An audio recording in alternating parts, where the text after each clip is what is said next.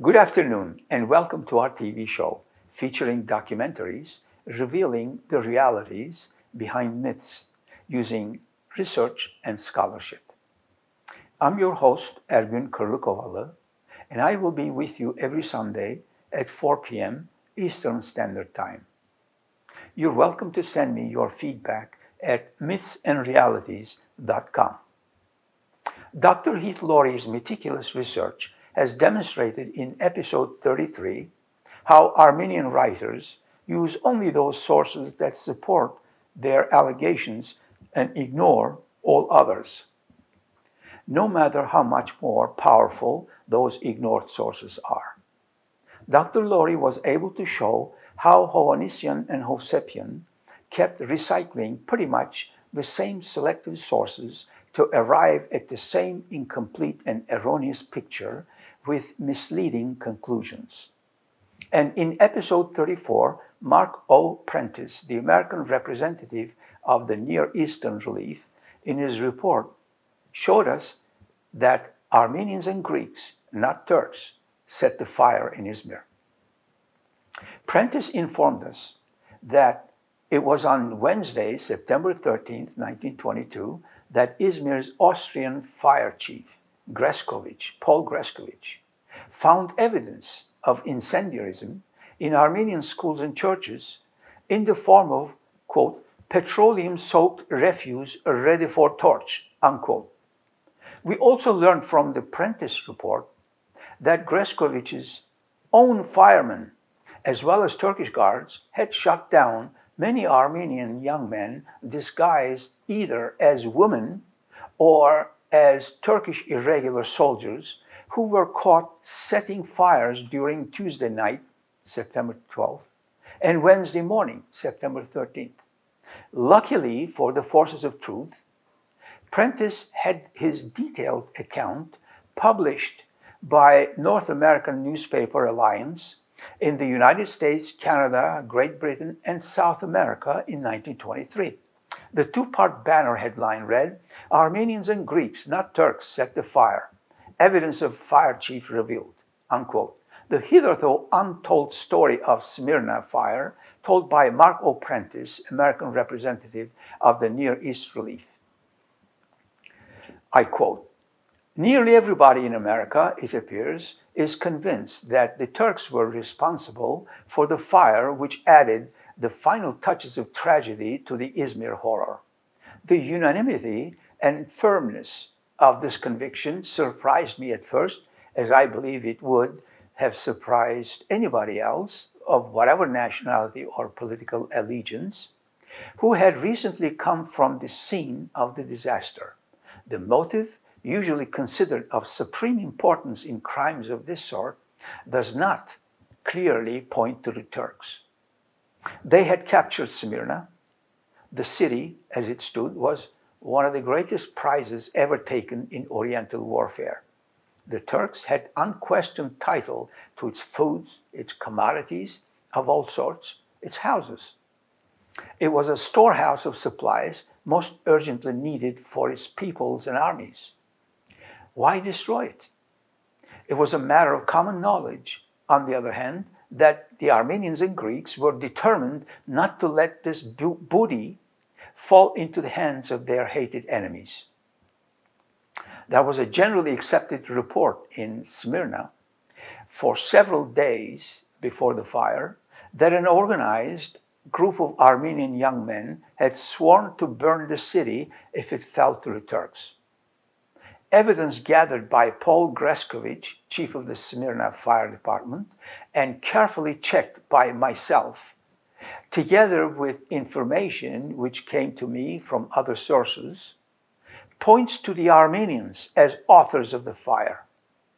The series of events which led up to the final terror on the Smyrna waterfront, as I was unable to follow them, began in the first days of September when Rear Admiral Mark I. Bristol, United States High Commissioner at Istanbul, organized the Smyrna Emergency Relief Committee in anticipation of what might happen in the city if it fell. as then seemed inevitable to the Turks.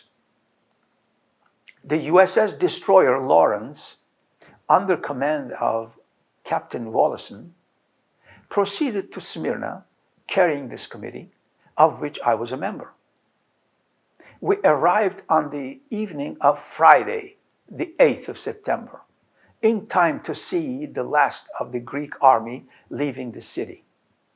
Early in the morning of the 9th, we went ashore and immediately organized a relief committee which consisted of practically all of the American residents there, together with representatives of the Near East Relief and the American Red Cross from Istanbul. Admiral Bristol had sent his chief of staff, Captain Hepburn, as his personal representative to serve as chairman of this committee.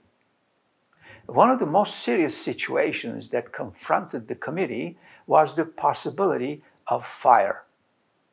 This situation developed into one of extreme anxiety when we learned that the entire city police department, together with nearly all the Greeks who were members of the fire department, had deserted their posts and fled the city in fear of the approaching Turkish army. I made it my business to make a general survey of the situation, and I found that the fire-fighting forces consisted of approximately 60 men with 2 small station houses. I found 2 reasonably good fire engines and about half a dozen hand machines that were used along the waterfront by dropping an intake hose over the seawall into the water. There were only a few buildings in the city over 3 stories high, the great majority being 2. The water pressure was strong enough to force a stream of water over almost any building in the city, and there appeared to be plenty of hydrants. The following Tuesday morning, Mr. Jackwith of the Near East Relief, Major Davis of the Red Cross, and I took a trip by automobile in the outskirts of the city. The Turks by this time were in full occupation. We saw 3 widely separated fires totally consume isolated buildings. One of these was a small shop, and in the burning doorway were the bodies of 2 women. Obviously, looting, murder, and arson had been committed here by Turkish soldiers. A report has been widely circulated in this country to the effect that the Armenian Hospital, where some 1,500 refugees had gathered, was burned by the Turkish soldiers who slaughtered many of the helpless occupants. The truth of the matter is that on Tuesday, early in the afternoon, in response to an emergency appeal, I had gone to the hospital accompanied by Dr. Post and 2 nurses, all of us members of the Near East Relief staff. While I was there, a squad of from 15 to 20 Turkish soldiers, under the command of the captain, came to take over the hospital for Turkish military purposes. The refugees were searched as they came from the grounds, and arms of various sorts, sufficient to fill a truck, were taken from them. All of them, men, women, and children who had taken refuge both in the hospital building and in the adjoining grounds, were dispersed by 6 o'clock that afternoon. The captain in command had written instructions from the Turkish commander to take possession of the hospital and to prepare it for immediate occupancy. He told us that they would begin moving Turkish patients to the hospital that night.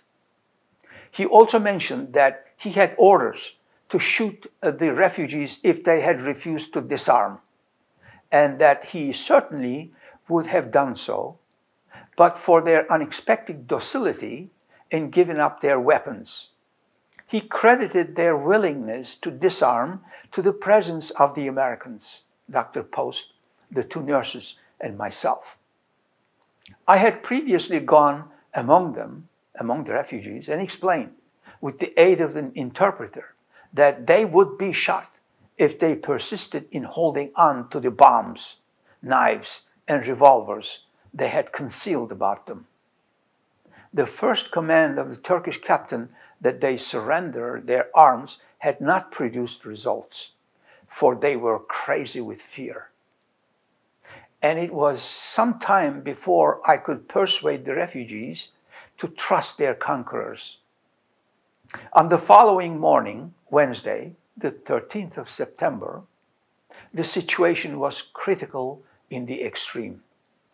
Paul Grescovich, chief of the Smyrna fire department, told me that he had discovered bundles of discarded clothing, rags, and bedding covered with petroleum in several of the institutions recently deserted by Armenian refugees. Grescovich impressed me as a thoroughly reliable witness. I had met and had a long talk with him 3 days previously on Sunday morning. Fortunately, I needed no interpreter as he speaks English fluently. He's an engineer, born and educated in Austria, and has been identified with several large engineering enterprises in Turkey. 12 years ago, he became chief of the Smyrna fire department, which he continued to conduct in a very efficient manner for that part of the world during the Greek occupation. He told me that during the first week of September, there had been an average of 5 fires per day with which his crippled department had to cope. In his opinion, most of these fires were caused by carelessness, but some undoubtedly were of incendiary origin. The average number of fires in a normal year, he said, would be 1 in 10 days, and the increase to 5 a day seemed significant. As soon as the Turkish military authorities assumed control, Grescovich had applied for additional men and firefighting equipment. Instead of helping him, the Turkish military governor, learning that there were still Greeks in the fire department, ordered their immediate arrest, which left the department with only 37 men. Sunday night, Monday night, and Tuesday, so many fires were reported at such widely separated points that the fire department was absolutely unable to deal with them. They were extinguished by Turkish soldiers. I discussed with Grescovich the danger of fire at the plant of the Standard Oil Company. Although these tanks were located at least a couple of miles from the city, it was obvious that fire and explosions there would do terrific damage, and in spite of the depleted personnel of the department and the isolation of the plant, which was beyond municipal jurisdiction, he sat and maintained 2 men to act as guards there.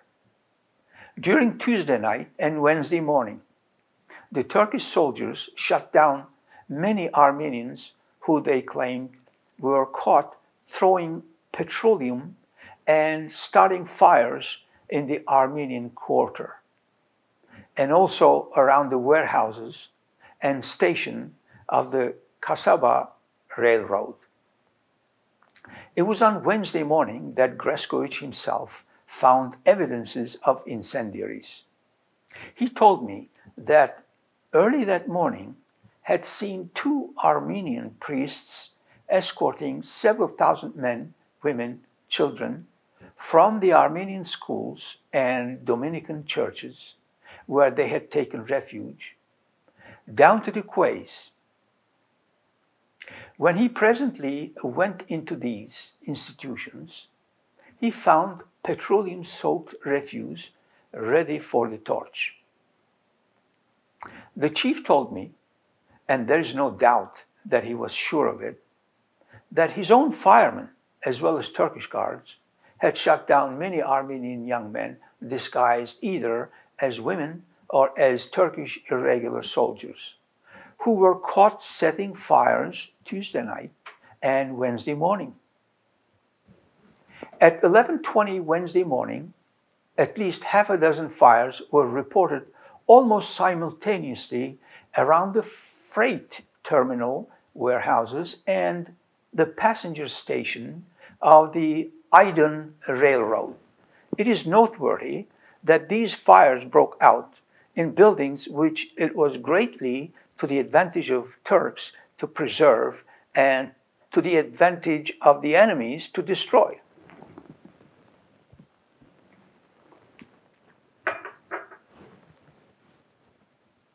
At 12 o'clock, 5 fires were reported around the Armenian Hospital, then occupied by the Turks. At about the same time, 2 fires were reported at the Armenian Club. And a few minutes later, several fires started simultaneously around the Kasaba Railroad station. Shortly after noon, Grescovich, convinced that the city was doomed, again went to the military authorities to ask for help, and again it was not forthcoming. It was not until 6 o'clock in the evening that he was given a command of 100 Turkish soldiers to serve under his direction, and it was 8 o'clock that at night before the soldiers began the destruction of buildings by bombs in order to check the spread of fire. During the afternoon, the wind began to rise and blow from the southeast, which I was told was most unusual at that season of the year. And by night, a perfect gale was blowing. People who had lived in Smyrna many years told me that they had never seen or known a wind of such violence during the summer months. Dense smoke and sparks were blown across the decks of the U.S. destroyer Litchfield, which after midnight was anchored 780 yards offshore. It was not until 3 days later that I saw Grescovich again. He told me he had no sleep for 5 days and nights, and he looked the part. On that and several succeeding days, we explored the great part of the burned area of the city, and I made notes of the most important things he told me. Later, when Lloyd's men came to ascertain the extent of the damage, he refused to make any statements at all. During several weeks after the fire, I had an opportunity to talk with many Turkish commanders, and they were all of one mind in leveling either bitter or philosophical accusations at their enemies for destroying the city. They were contemptuous of the suggestion made in a few quarters that they had any responsibility for the burning. I quote, "Why should we burn the city?" they would ask. "Izmir, with all its wealth and treasure, was ours. The fleeing Greek army had abandoned huge quantities of military stores and food supplies that were desperately needed by our armies and civilians. These have been destroyed together with the warehouses and stations where many fires broke out. Besides, the fleeing Greeks and Armenians, many of them wealthy as you know, had abandoned everything in their homes and their stores. We were in absolute and undisputed possession. Do you think we are such fools as to have destroyed everything?" Unquote. My attention has been called to many statements published, broadcast in this country, that the Turks were seen pouring petroleum around the American consulate. I was in the vicinity of the consulate most of the time and saw no petroleum. It is a fact worthy of attention of the honest historian that very few people in Smyrna at the time of the fire or during the succeeding weeks believed that the Turks were responsible for it, that the Turks were grossly and criminally negligent in the matter of ordinary precautions against an outbreak of fire. We all realized, and that they were tragically inefficient in fighting the fire was obvious to all of us. But I have been able to find no evidence that either Turkish soldiers or Turkish civilians deliberately fired the city or wished its destruction. The evidence all points in another direction.